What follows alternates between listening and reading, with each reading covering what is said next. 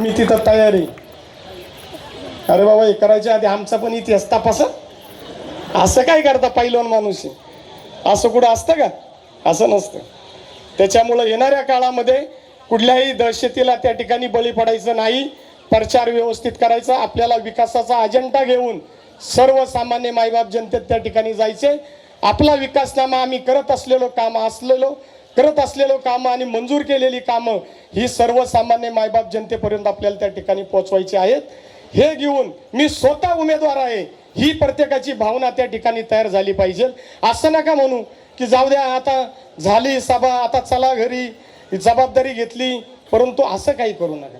जबाबदारी घेतली तर त्या विश्वासार्थेला तडा जाऊन नका देऊ. विश्वासघात कोणाचा आयुष्यात करू नका.